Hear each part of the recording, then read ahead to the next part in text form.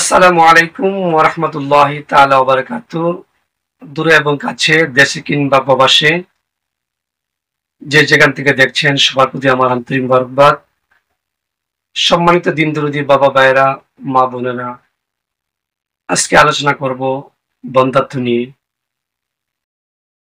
যে মা বোনদের ঘরে দীর্ঘদিন ধরে বাচ্চা হয় না,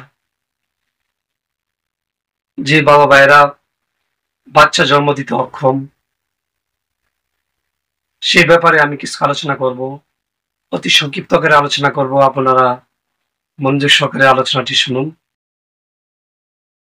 সন্তান আল্লাহ পাকের নিয়ামত, সেই নিয়ামত থেকে আমরা অনেকে বঞ্চিত।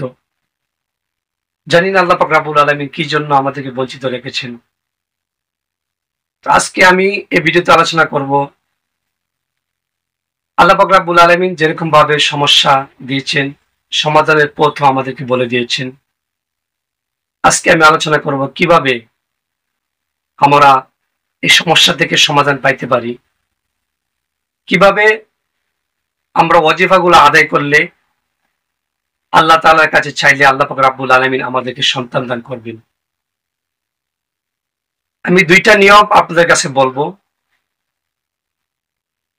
সেই দুইটা নিয়মের যে কোনো একটি নিয়ম যদি আপনারা সঠিকভাবে পালন করতে পারেন, তাহলে আল্লাহ পাক রব্বুল আলামিন তার বরকতে আমাদেরকে সন্তান দান করতে পারেন। আল্লাহ পাক রব্বুল আলামিন যেহেতু সর্বশক্তিমান, ইচ্ছা করলে উনি আমাদেরকে সন্তান দান করতে পারেন, কিন্তু আমাদেরকে কিছু উসিলা বুঝতে হবে। তাই আজকে সেই উসিলা, যে উসিলা যেরকম ভাবে আদায় করলে আল্লাহ পাক রব্বুল আলামিন খুশি হয়ে আমাদেরকে সন্তান দান করতে পারেন। আসুন আমরা মূল আলোচনা চলে যাই। যাদের ঘরে সন্তান হয় না, তারা যখন, আমার মা বোনরা যখন তার অপবিত্র থেকে পরিষ্কার হবে, পবিত্র হবে, তখন সময় থেকে এই কাজটা শুরু করতে হবে। প্রথমে সে এশার নামাজ আদায় করবে। এশার নামাজ আদায় করার পরে এক গ্লাস দুধ, অথবা তা যদি অক্ষম হয় এক গ্লাস পানি সাথে নিব। সাথে নেওয়ার পরে ইয়া আল্লাহু, ইয়া খালিকু, ইয়া মুসাব্বির, এই তিনটি নাম, আল্লাহ পাকের এই তিনটি সিফতি নাম, জাতি এবং সিফতি নাম।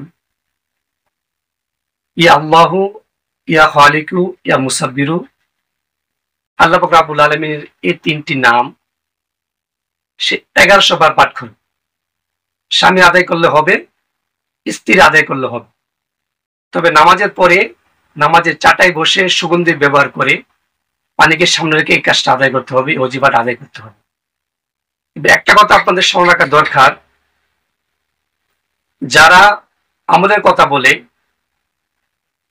বা আমলের কথা বলে, তারা যদি আমেল না হয়, তারা যদি আমেল না হয়, অর্থাৎ এর উপরে যদি তাদের রেয়াজত না থাকে, আমল না থাকে, সে ব্যক্তি যদি বলে বা এজাজত দেয়, তাহলে কাজ নাও হতে পারে, আল্লাহ রাব্বুল আলামিন কবুল নাও করতে পারে। কিন্তু যারা আমেল, তারা যদি এজাজত দেয়, আল্লাহ পাক রাব্বুল আলামিন এটা খুব দ্রুত কবুল করেন।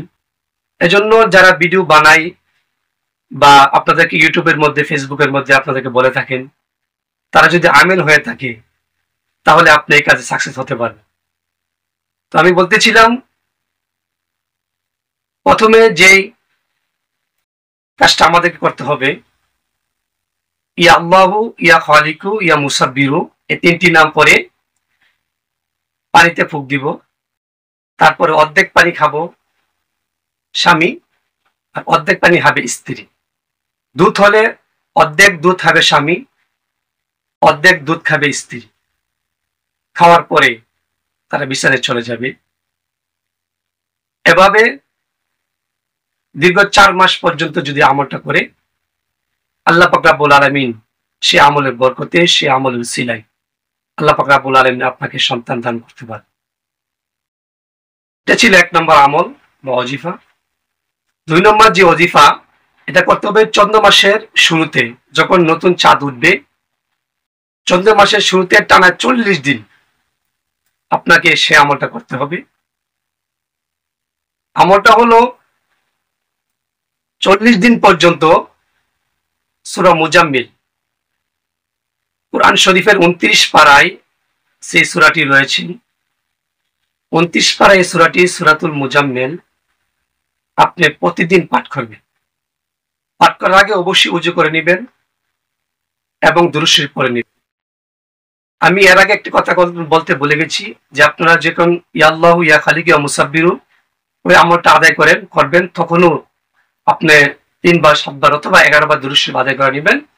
আমল করা শেষও আবার 3 বার অথবা 7 বার অথবা 11 বার দুরূদ শরীফ আদায় করে নেবেন।